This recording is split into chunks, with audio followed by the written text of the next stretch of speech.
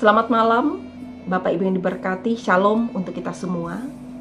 Pada malam hari ini, Sabtu 5 Februari 2022, kembali kita hendak bersama merenungkan akan firman Tuhan.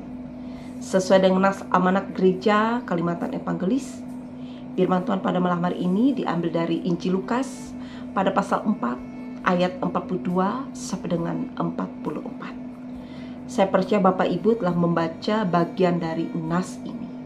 Dan sebelum kita merenungkannya bersama, mari kita berdoa. Kita berdoa. Bapa Sorgawi dalam Yesus Kristus, kami bersyukur bahwa kehidupan yang kami jalani sepanjang hari ini, Engkau Allah yang tetap menjaga dan menyertai. Dan saat ini kami hendak bersama mendengarkan akan firman-Mu dan merenungkannya.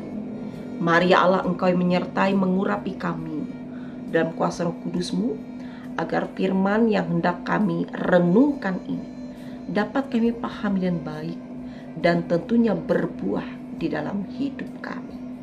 Terpujilah Engkau Bapa, kami sambut firman-Mu. Di dalam Kristus Yesus kami berdoa. Amin. Jemaat Tuhan diberkati, dari perikop nas ini saya memberikan tema atau judul, yaitu setia dalam panggilan Tuhan. Jemaat yang diberkati, Tuhan Yesus mengetahui dengan jelas apa tujuannya berada di dunia ini, yaitu untuk menyelamatkan orang-orang berdosa dan untuk memuliakan Tuhan. Itu sebabnya Yesus dapat menentukan prioritasnya dengan baik, karena menjadi populer dan menyenangkan hati orang banyak bukan menjadi prioritasnya, tetapi yang diutamakan oleh Tuhan Yesus adalah untuk memuliakan Bapa dan menyelamatkan orang-orang berdosa.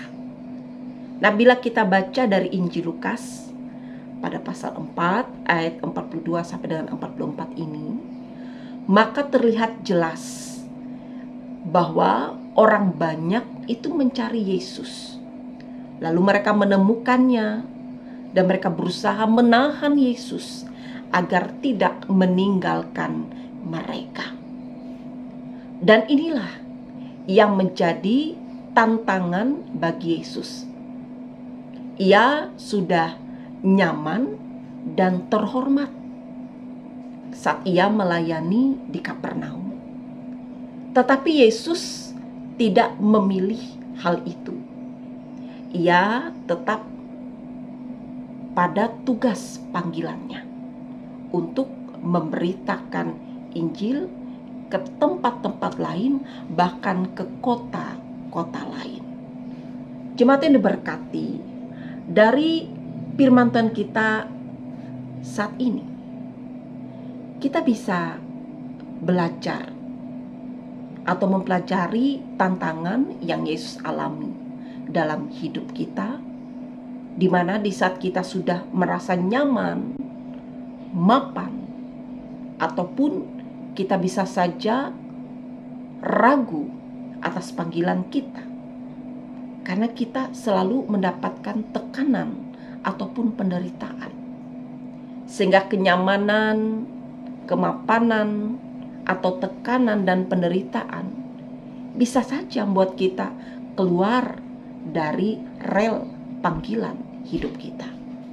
Karena itu, mari sebagai orang percaya, sebagai orang yang telah diselamatkan oleh Tuhan kita Yesus Kristus, kita kuatkan dan teguhkan hati kita, bahkan setia dalam mengikuti panggilan Tuhan untuk melayani, untuk bersaksi, memberitakan shalom Allah dimanapun kita berada.